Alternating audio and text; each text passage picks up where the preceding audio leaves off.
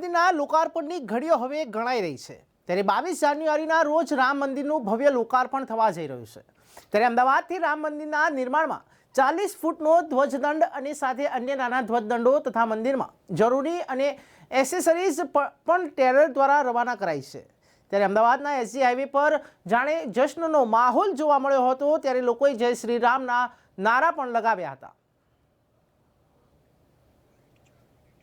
તો બિલકુલ આપણે અત્યારે એસજી હાઈવે પર છીએ। ન્યૂઝ ફોર ઇન્ડિયાની ટીમ આવી ગઈ છે એસજી હાઈવે પર અને લોકો જય શ્રી રામના નારા બોલાવતા આગળ વધી રહ્યા છે। અત્યારે સંઘમાં અમારી સાથે કેટલીક બહેનો પણ જોડાઈ છે। બેન, આ આખો સંઘ જઈ રહ્યો છે, જય શ્રી રામના નારા લાગી રહ્યા છે, શું કહેશો?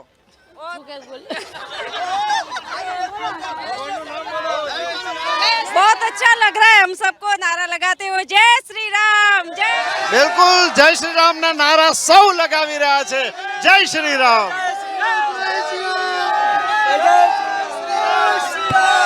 તો હાલ ન્યૂઝ ફોર ઇન્ડિયાની ટીમ અહીંયા આવી ગઈ છે અને સૌથી મહત્વની વાત કરીએ તો આખો જય શ્રી રામના નારા સાથેનો એક આખો જે કાફલો છે તે જઈ રહ્યો છે અંબિકા એન્જિનિયરિંગ વર્ક્સ કે જેમણે ધ્વજાદંડ બનાવ્યો છે તેમના કોઓનર કલ્પનાબેન અમારી સાથે જોડાયા છે।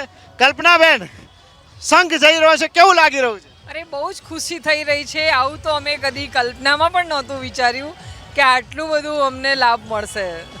બિલકુલ, પણ અત્યારે ગઈકાલે તો આપણે વાત કરી કે હું પણ તમારે ત્યાં આવ્યો તો પેલી ફેક્ટરીમાં આપણે કામ જોયું હતું, પણ આજે આખું રસ્તા પર ટ્રેલરમાં ધ્વજદંડ જઈ રહ્યો છે અને આટલા લોકો તમારી સાથે જોડાઈ રહ્યા છે, શું કહેશો?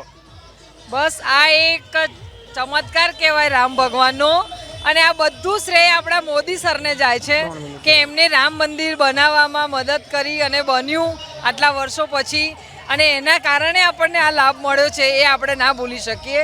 ખરેખર મોદીજી એ તો એક યુગ પુરુષ કહેવાય। હું માનું છું કદાચ રામના બી એક અવતાર જ હશે। બિલકુલ બિલકુલ, તો આપણે જોઈ શકીએ છીએ કે કેટલો ઉત્સાહ અને આનંદ જોવા મળ્યો છે જેમણે ધ્વજદંડ બનાવ્યો છે। ટ્રેલરમાં ધ્વજદંડ આજે અયોધ્યા જવા માટે રવાના થયો છે। મોટો સંઘ, મોટો કાફલો પણ સાથે છે અને જય શ્રી રામના નારા લગાવી રહ્યો છે। જય શ્રી રામ જય રામ જય શ્રી રામ। તો બિલકુલ અહીંયા આપણે જોઈ શકીએ છીએ કે રામ મંદિર જવા માટે એક આખો કાફલો તૈયાર થયો છે। અમારી સાથે એક રામ ભક્ત જોડાયા છે। શું નામ છે સર આપનું? લાલારામ મિસ્ત્રી। અચ્છા, તો આજે તમે આખો કાફલો જઈ રહ્યો છે, કેવું લાગી રહ્યું છે? બહુ સરસ મજાનું। આજે બહુ આનંદ છે કે આટલી સંખ્યામાં, ભારી સંખ્યામાં શોભાયાત્રામાં જોડાયેલા છે લોકો।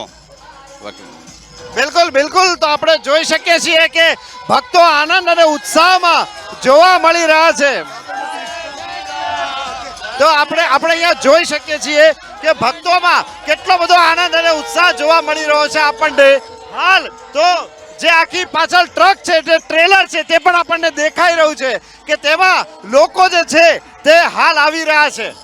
બિલકુલ, તો આપણે સૌ જાણીએ છીએ કે હાલ જે રામ મંદિર છે ત્યાં જવા માટે એક આખો સંઘ જે છે તે રવાના થઈ ગયો છે અને સૌથી મહત્વની વાત તો અહીંયા એ જાણવા મળે છે કે આ આખો જે સંઘ છે જે જય શ્રી રામના નારા લગાવતો અત્યારે હાલ તો આગળ આવી રહ્યો છે અને અત્યારે આપણી પાછળ છે અહીંયા એમના જે આયોજક છે ત્યાં આપણે તેમની સાથે વાત કરીશું। હું કેમેરામેનને કહીશ કે આ બાજુ આવે। જી, તો મેવાડા સાહેબ, કેવું લાગી રહ્યું છે? આજે આખો સંઘ જઈ રહ્યો છે, કેવું લાગી રહ્યું છે? નો વર્ડ્સ। આને અદ્ભુત કહેવાય કે એક્સલન્ટ કહેવાય કે ખૂબ સારું કહેવાય। નો વર્ડ્સ। આ ભગવાન શ્રી રામ અને ભગવાન શ્રી વિશ્વકર્મા બેની આપણી ઉપર કૃપા છે અને આપણા ગુજરાતની ધરતી ઉપરથી માનનીય વડાપ્રધાન શ્રી નરેન્દ્રભાઈ મોદી આપણા ત્યાં બેઠા છે અને આ બધું એમના પ્રતાપે આ બધું અને સંતોના આશીર્વાદ, કાર સેવકોનું બલિદાન આપણે બધું યાદ કરીએ। બિલકુલ બિલકુલ, તો આપણે જોઈ રહ્યા છે કે અત્યારે સંઘ જે છે તે સંપૂર્ણ રીતે જવા રવાના થઈ ગયો છે। જય શ્રી રામના બોલાવી રહ્યા છે। બસ છે, આખી બસ ભરાઈને, ગાડીઓ જેટલી ગાડીઓ મળે છે તેટલી ગાડીઓ ભરાઈને જે કાર્યકરો છે તે લોકો આગળ વધી રહ્યા છે। કેમેરા પર્સન રાજેન્દ્ર પટેલ સાથે Kumar Barot, news for India, Ahmedabad.